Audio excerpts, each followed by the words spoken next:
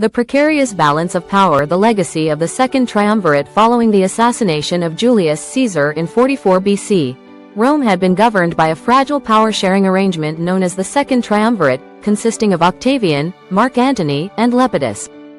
While this arrangement temporarily quelled the chaos that erupted after Caesar's death, by 32 BC, it had devolved into a bitter rivalry between Octavian and Antony.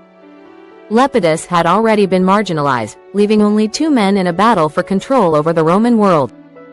The fractured alliance. Antony's political and personal entanglement with Cleopatra VII, the powerful queen of Egypt, had long been a point of contention. To many Romans, Antony appeared to be abandoning his Roman heritage in favor of Eastern opulence and allegiance. This perception was amplified by Octavian's adept use of propaganda, which cast Antony not as a defender of Rome, but as an outsider corrupted by foreign influence. The sparks that ignited the conflict. Antony's will. A scandalous revelation. One of the most pivotal moments that led to the declaration of war was Octavian's strategic exposure of Antony's will. Allegedly retrieved from the Temple of Vesta, the will revealed that Antony intended to be buried in Alexandria alongside Cleopatra, and that he had bestowed Roman territories upon their children. The Senate and the Roman populace were outraged by what they perceived as Antony's betrayal. This act turned public sentiment firmly against him, providing Octavian with the political backing he needed to move forward. The break with the Senate. In the political arena, Octavian skillfully manipulated the Senate and used his influence to paint Antony as an imminent threat to Rome itself. Senators who had once been allied with Antony found themselves in a precarious position. The Senate officially revoked Antony's powers, and Octavian declared him a traitor.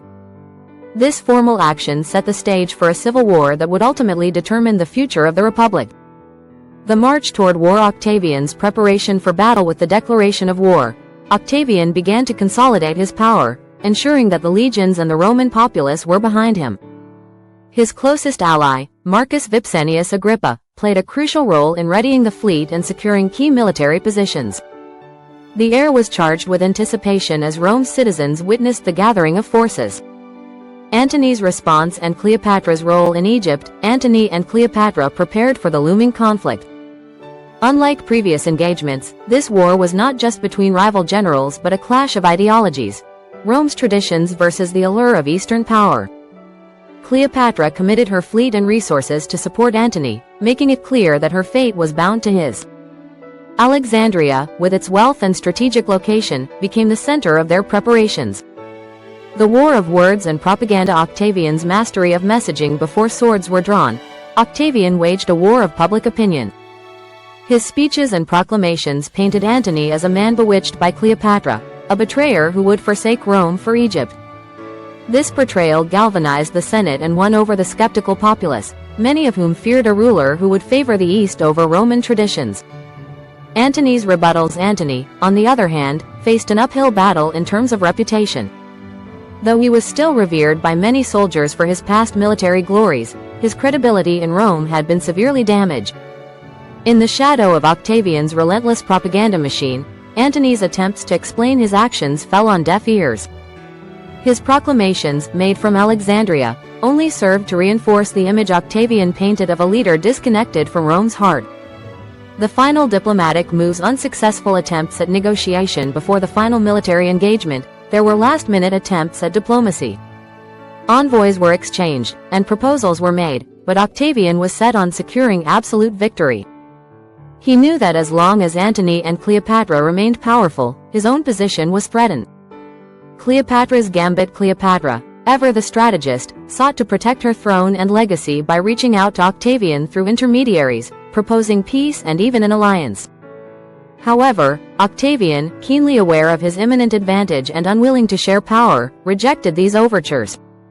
The die was cast. There would be no turning back from war. The dawn of the final confrontation. Assembling the forces. Antony's navy, bolstered by Cleopatra's fleet, set sail from Actium to challenge Octavian's forces.